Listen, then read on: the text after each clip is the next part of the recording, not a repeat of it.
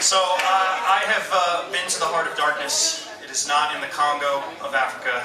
If you've read that story, you get the reference. It is in fact in the Philippines, where they filmed Apocalypse Now.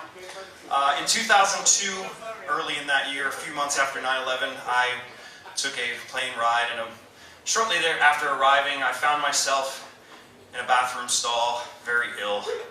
And it wasn't just any bathroom stall. It was late at night in the bathroom stall of a bar in the Philippines. But there aren't any real bars in the Philippines, unlike here where you can go watch sports at one, or hang out with your friends at another one, buy meth at another one. All the bars in the Philippines seem to be whorehouses. Now, I did not willingly go to this place to use their bathroom. My boss told me that it was very important that I go with him to strip clubs because we had to socialize with the company that we were working for. So the company we were working for was owned by a man named Ken, who was a very bloated, red-faced gentleman, and I use that term loosely. His hair probably was very dark black at one point, but all of the color had seeped out of his hair, so now it was white, and his heart now was dark black. This was the kind of guy who brought us to one of the whorehouses, and when he walked through the door, everyone said his name like he was the norm of Filipino whorehouses. So the bar we were in, where I found myself in the bathroom stall quite sick, was run by a German skeletal figure who loved American cowboy regalia. He loved to wear a cowboy hat. He had a Texas belt buckle, and so I like to refer to him as Cowboy German Skeletor. He owned this place. He was an evil, decrepit-looking man. But again, we arrived so quickly, and I was so very, very sick that I ran directly to the restroom, which was essentially had toilets filled with hepatitis, and perhaps got dirtier as you flushed them.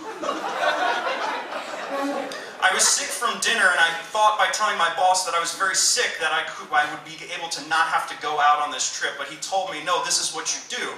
And I was young, and this was a decent paying job. I had an English degree, so I really had no hope. So he told me that I had to go, and because we were already there getting rid of jobs, I figured I should go to save my job for a few more months. I had ethics, but they must have not gotten through customs.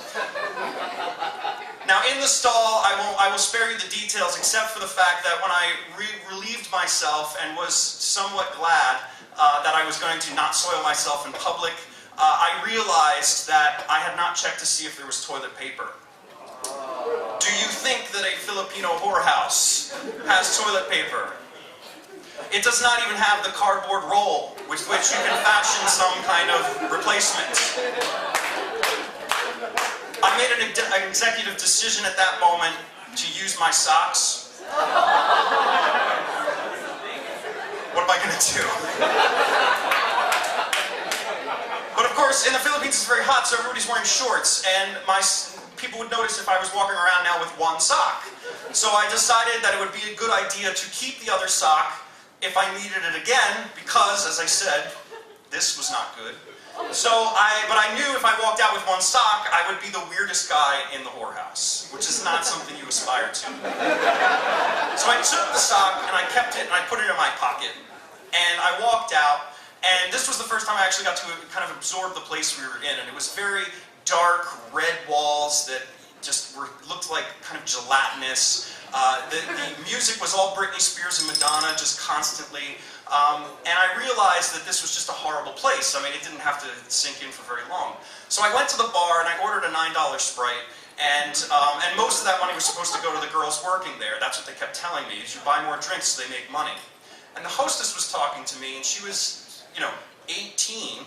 And she told me about her family because I was trying to be nice and resist advances. And so she was telling me about her family and how she had a couple of kids, and and I avoided the question of, do you like your job? Because that's just wrong. And I bought her a drink, and I hoped that she would go away. Well, instead she brings one of her friends over, and her friend, is a little bit more aggressive and says, why don't you want to come with us? We've got rooms right here. Come with us. We're very cheap.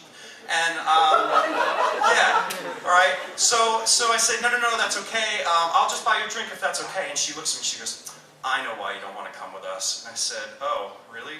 Why? And she says, because you have BM. And I said, oh, okay. And I look over and my boss and the guy we came to this place with, Ken, are laughing their asses off because they told all the girls in the bar that I had indigestion of some kind. And that's why I wasn't going to buy any of them. So I told the girl, I said, no, yeah, I'm not feeling well, so, yeah, I'm not going to need your services. So she goes off and she ends up with my boss and this other guy, and they're getting drunker and drunker. And then the saddest thing to ever happen in the history of the world occurred right at that moment. Cowboy German Skeletor came out with a huge bowl of popcorn. And he walked it over to a table over by where everybody else who was enjoying themselves was at. And at that point, about 18 girls who were running around in their underwear, not sexy lingerie, just their regular underwear, they came and swarmed the popcorn bowl. They were fucking hungry. And I sat there and I looked at it, and I said, there's no reason for me to be in this place. But I also felt this horrible, horrible sadness because I also couldn't do a thing for them. And really, what was I going to do? Except for leave. So I took a cab and I said, I can't believe I had to see this, but at the same time, it exists. I get in the cab and the cabbie says to me, oh, do you want to go find more girls? And I say, no, take me back to my hotel. The hotel my company was paying for was a 5-star hotel on a hill. I was up on the 20th floor. Every person I passed on the way in was like, oh, do you want to go? We can set a masseuse up. No. Do you want to talk to my sister in the bar? No. I'd run to my room. It's the only place I'm not accosted by people asking me if I want sex. I turn on the TV and the Addams Family is playing. And I've seen that movie 1,000 times, or at least I had when I was a kid, and I knew every line. They were bleeping out the word damn on the TV. And I just stood there and I looked out the window and I said, what the fuck am I doing here? But I still had a job. Thank you. Yeah!